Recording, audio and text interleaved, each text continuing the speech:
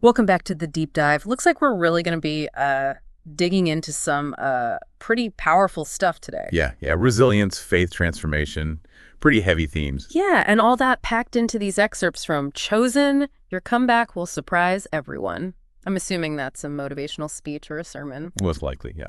So where are we taking our listener on this deep dive? Well, this piece lays out a really compelling story about overcoming adversity and then, ultimately finding your purpose. It draws a lot on Christian faith and imagery. Okay. And we'll be looking at how it uses this metaphor of a desert journey to illustrate the whole process of personal growth and spiritual awakening. That desert journey. Yeah. Intense. But I can already tell this is going to be really relatable to anyone who's, ever hit a rough patch or just felt lost in life. Absolutely. One thing that struck me right away was how this piece reframes challenges as opportunities. Like, hidden blessings in disguise. Yeah. There's this really vivid image that stuck with me. Gold that only purifies after passing through intense fire. It's such a powerful way to think about those tough times we all go through. It really is. It makes you think about how, struggles can actually refine us. They're painful in the moment, obviously. Right. But the piece suggests they ultimately, make us stronger, more resilient. And a lot of that strength seems to come from faith, right? Absolutely. The protagonist in the text finds solace in prayer and a real sense of God's presence, even in those really dark moments. Yeah, even when you feel completely alone, the text really emphasizes that God is right there with you, providing the strength to keep going. And actually, studies have shown that people who rely on their faith during difficult times often report feeling more hopeful and less stressed. That makes sense. I can definitely see that. What's interesting, though, is this idea that it's in those moments of really desperate prayer, Yeah. when we truly surrender our worries and fears, that we often find, that deeper connection to our faith. I see your point.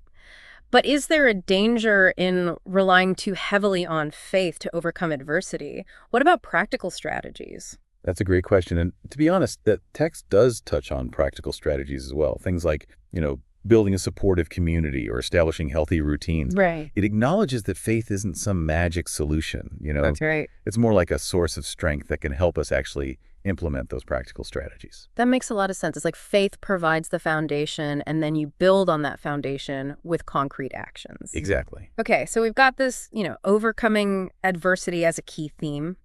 But then this inner calling starts to emerge for the protagonist. Yeah. It's described as this kind of feeling, this voice guiding them toward a greater purpose. Yeah, it's fascinating how this calling unfolds. It's not like a sudden epiphany or anything. Right. It's this gradual realization fueled by prayer introspection and a growing sense of destiny. And that makes me wonder, have you ever felt this kind of pull toward something that you can't quite define? Oh, definitely. I think a lot of people can relate to that feeling.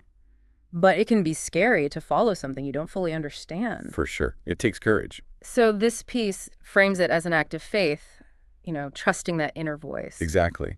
Having faith that the path will reveal itself, even if it's, unclear right now. That reminds me of a time when I felt totally lost career-wise. I had this nagging feeling that I was meant for something different, but I had no clue what it was. Wow. It took a lot of soul-searching and some pretty risky moves, but eventually I found my way to, what I'm doing now. That's awesome. So the protagonist starts to hear this call, and that's when things get really interesting. They enter what the text calls the desert. Pretty clear this is a metaphor, right? Oh, absolutely. Yeah. The desert is a powerful symbol. And here it represents a period of, trials, loneliness, and intense spiritual testing. Yeah. The text uses some really vivid imagery, scorching heat, endless sand isolation. Oh, wow. To really drive home this feeling of being stripped bare physically and emotionally. This desert metaphor is so intriguing. It makes me think about those periods in my own life where I felt completely lost and directionless, like wandering in the wilderness. Have you ever experienced something similar? Oh, definitely. I think we all go through those desert experiences in different ways.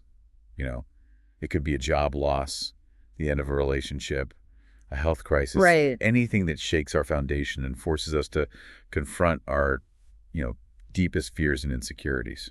It's interesting, though, because even in this desolate place, the protagonist finds sources of strength.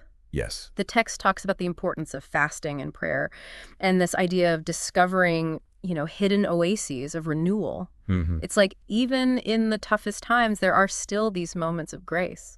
Yeah, and speaking of those hidden oases, it makes me think about those unexpected sources of support we find when we least expect them. Hmm. Sometimes it's a kind word from a stranger, or a moment of beauty in nature, or, just this sudden realization that we're stronger than we thought we were. The text is saying that even in our deserts when we feel most alone and depleted, those sources of strength are available if we look for them.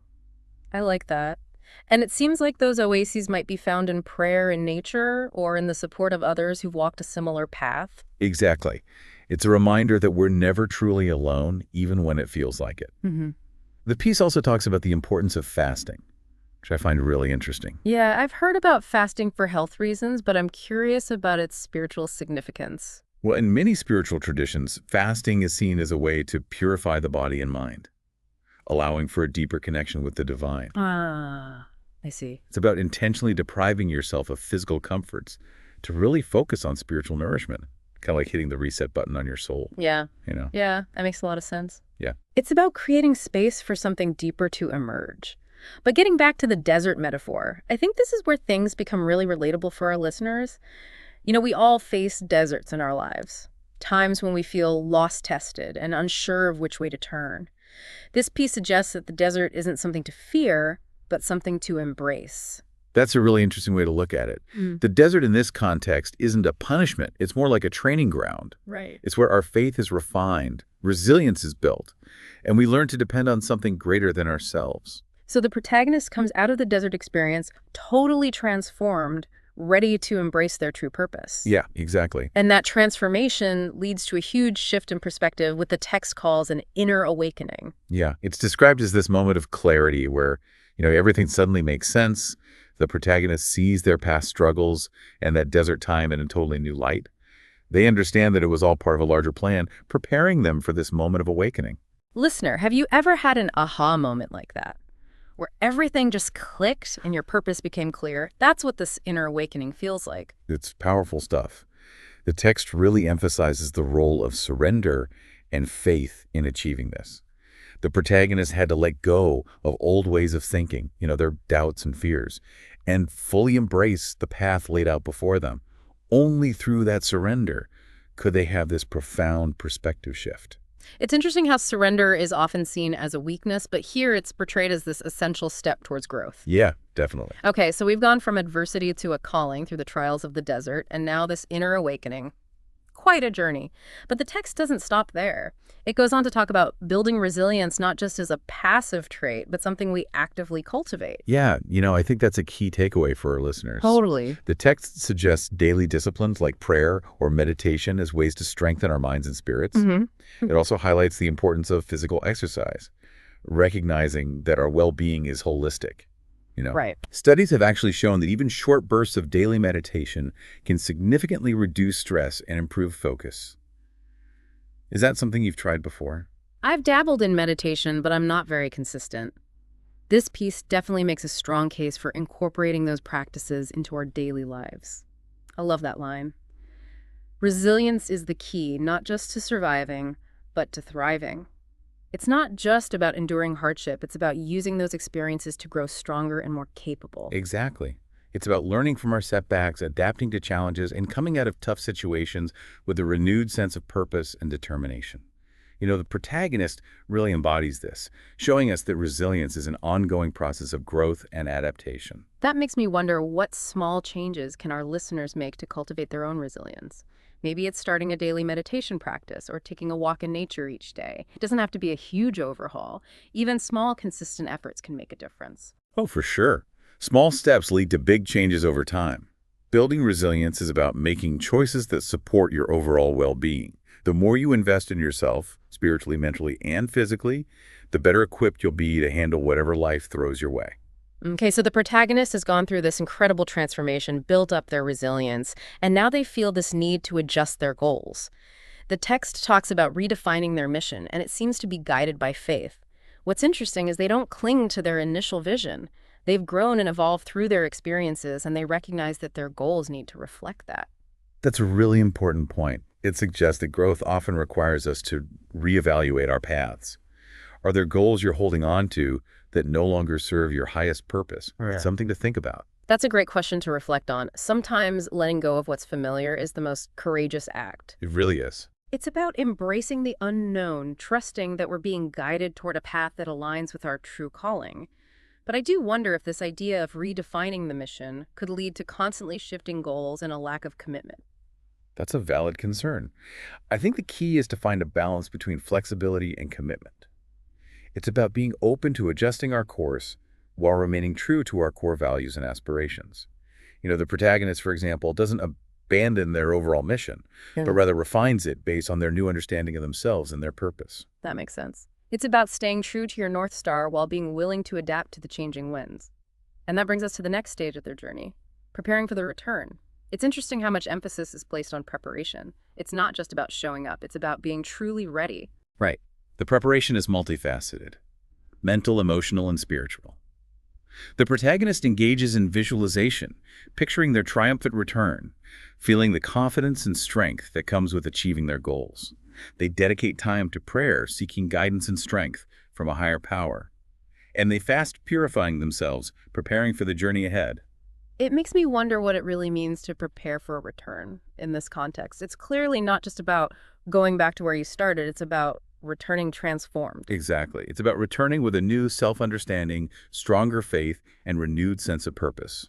The protagonist isn't just preparing for an event, but for a new chapter in their life, one where they use their experiences to make a positive impact. That's a great point. And this preparation isn't just about individual effort either. The protagonist really focuses on building community, recognizing that true strength comes from supporting each other. Yeah, for sure. They organize prayer meetings, Bible study groups, and even collective meditation sessions.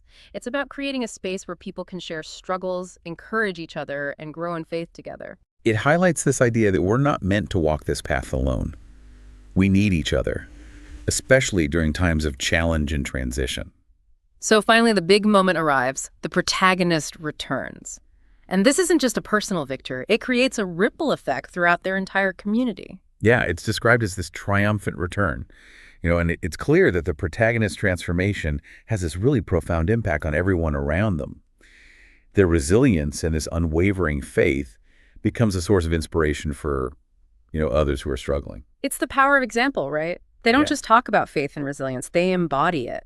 And that authenticity, that really resonates with others. It gives them hope and courage to face their own challenges. Absolutely. There's this beautiful line about how the protagonist's return created a culture of perseverance in the community. Oh, wow. It's like their actions set off this chain reaction of positive change. It makes you think about, the impact we have on our own communities. How can our actions create that kind of ripple effect of positivity? What kind of impact do we want to have on the people around us? That's such a powerful question to consider. Even small acts of kindness, courage, compassion can have a profound impact, often in ways we may never fully realize. And the protagonist doesn't stop at simply being an example. They take it a step further. They become a mentor to others, guiding them on their own journeys of faith and transformation. Yeah, they share the tools and strategies that help them overcome their own challenges, empowering others to find their own strength and purpose. It's about paying it forward, right? Recognizing that true success isn't just about personal achievement, but also about our ability to uplift and empower others. Absolutely. And that leads to another key theme, celebrating growth. The text really emphasizes the importance of recognizing and appreciating how far we've come, both individually and as a community. Yeah, this is so important and often overlooked. We tend to focus on the challenges and what still needs to be done, that we forget to pause and just acknowledge our progress. Celebrating our wins, big or small, is essential for staying motivated and cultivating that sense of gratitude. The text encourages us to see every scar as a symbol of courage. Every challenge overcome as a testament to our inner strength. It's about shifting our perspective from what we lack to appreciating how much we've grown. Right. What are you most proud of achieving? What challenges have you overcome that have shaped you into the person you are today? Take a moment to really appreciate how far you've come. That's a beautiful practice. Recognizing our growth and celebrating our victories fuels our resilience and inspires us to keep moving forward. It reminds us that we have the strength and the support to face whatever lies ahead. And the celebration doesn't end there. The text encourages us to share our stories, to use our experiences to inspire and uplift others. Yeah, this sharing becomes an act of service. It's about recognizing the power of our stories and how they can give hope and courage to others who are facing their own difficulties. The text specifically mentions using digital platforms to share these stories, encouraging people to like, subscribe, comment. It's about creating this online community of support and inspiration. What's fascinating is the emphasis on interaction. It's not just about broadcasting our stories. It's about engaging with others, creating a dialogue, and building a network of support where everyone feels seen and heard. The text highlights how each story shared, each testimony has the potential to create this ripple effect of positive change. It's like a chain reaction of hope and inspiration spreading from person to person. It's about recognizing that our stories have power. They can comfort, encourage, empower others. By sharing our experiences, we contribute to this collective narrative of resilience. We remind each other that we're not alone in our struggles, and that with faith and perseverance, we can overcome even the toughest challenges. And that brings us to what I think is one of the most powerful messages in this whole piece. This idea that sharing our stories is actually part of a divine mission. Yeah, this idea is really rooted in the Christian call to spread the gospel, Hmm. sharing the good news of faith and hope. Right. Have you ever felt called to share your own experiences to help others? Oh, definitely. I think we all have those moments where we feel compelled to offer our story as a source of strength or encouragement for someone else. Yeah, the protagonist in this piece sees their story as a testament to God's power and grace, and they feel compelled to share it with others, Hmm. hoping to inspire a deeper connection with faith.